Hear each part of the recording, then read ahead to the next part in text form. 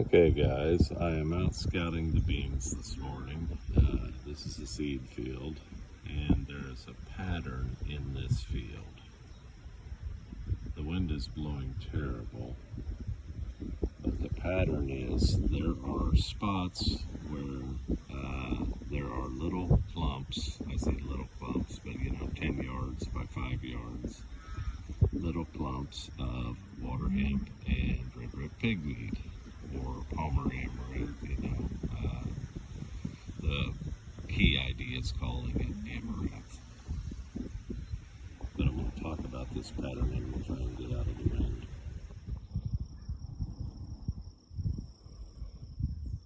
Okay, so back in the barn, out of the wind, there's our little customer. So I've, dealt with this with several of my mentees this year. We've all been in a sort of similar boat. So that amaranth, so let's rewind to here. First of all, the amaranth, the green waterhemp, the smooth waterhemp, the red pigweed, the lambsquarters, they're all kind of related, and they all manifest themselves due to similar conditions. So what are those conditions? So the first condition is planting a bit too wet. That field only had a day and a half on it post-planting before we had a substantial rain. Second factor was, so this amaranth was running right with the beans, and due to amaranth's growth characteristics, it outgrew the beans. It was about 6 inches taller than the beans, but it germinated probably during the first tillage pass. There were 2 tillage passes pre-plant. They were a little bit wet, and so I gave soil conditions that favored this guy. Second thing that favored this guy was that field last year was wheat, and then I cover cropped the wheat. After I cover cropped the wheat, I did variable rate graze cows on it, and I variable rated manure. And so that field is very quote long on fertility, if you will. Not only the multi-species cover crop, but the cow manure, and then variable rating manure on it. The variable rated manure in this particular spot where I pulled this weed, it's one of the highly fertile parts of the field, so it was probably down in that 1.5 tons to the acre rate. But still, that much fertility brings about this type of weed. And when you combine elevated fertility with working the ground a bit too wet, we also had to rotary hoe that field too wet.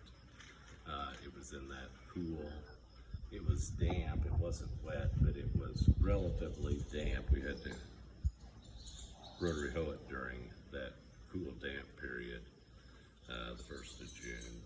And so he obviously survived the rotary hoeing. So a little bit of experience here, 2 things to think about. If the soil's dry, and if you have a packing rain, and if your soil crusts before the rotary hoeing, even if you have planted too wet, you can flip these guys right out of the ground because they are a very soft weed. So the example of that was last year in the bottom below my house in the terribly wet period. That's a high fertility bottom too. It had the same issues. It's far worse in that bottom.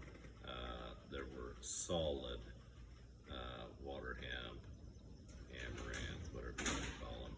They were solid in that field because we planted too wet. But because that soil's characteristics are that it crusts, we were able to come along with the rotary hoe and time the rotary hoe pass correctly. And we pretty much eliminated all of these weeds in that bottom with the rotary hoe pass. So the bottom that I just showed you today, it's secondary bottom, but that bottom field, the rotary hoe was not as successful and it left these patches. So what caused these patches? That particular field, I have not seen a lambsquarter, waterhemp, amaranth. I have not seen one of in that field for the previous 10 years. And so, note to self, the weed seed has been sitting in that soil, not displayed for years. And when I came along and presented the conditions that allow it to thrive, well, then it went to town, and it's trying to go to seed, trying to reproduce. Now, luckily, in that field, the weed is thin enough that I will be able to hand rogue and pull these out, and that's what I was doing on a couple of the patches this morning before it got too hot. So the last story I have to relate, and I related this to one of my organic YouTube farmer friends yesterday. He has a field of corn, and the lambsquarter and waterhemp are the primary weeds in his field. And there is a growth differential between those plants and the corn. And so he has an opportunity, if he's very aggressive with his cultivator, to kill them, or to at least set them back enough that the corn will go ahead and prosper. On my bean field here, you know, like I told you, there was already, and I showed you in that film, there was already a 6-inch height differential. The water hemp is already over the beans, and so the only option left now is hand roguing. But when you are, so anyway, the story I relayed to Bruce was this. The bottom field below my house, during the transition, it would have been about a year for the transition to organic. So I went through the transition, and I didn't let any of these customers go to seed. It had been chemically farmed, you know, for years. But anyway, to make a long story short, so the first year of full organic certification, I planted a bean crop, and my eyes were big, and I wanted to get rich. And organic soybeans do make a fair amount of money. So anyway, planted soybeans there, and I had a solid field of water hemp, amaranth, lambsquarter, red root pigweed. It was horrible, and I let it go to seed, harvested it. I probably only made 20 bushel beans, which at that point in time were still profitable, but not great. But anyway, I let them go to seed, let them go to maturity. I hand rogued what I could, but honestly, they were so horribly thick, you just couldn't do anything. And had a heck of a time combining it. And so, you know, each one of these plants can produce 100,000 to 250,000 seeds per plant. And so, to make a long story short, on that bottom field, I put enough seed in that ground to last for the next 100 years. Now, most people would have thought that was a disaster and that I never would have recouped that field. But to make a long story short, in the intervening, what's it been, 10, 12 years now, that bottom has, I've never had that weed problem again.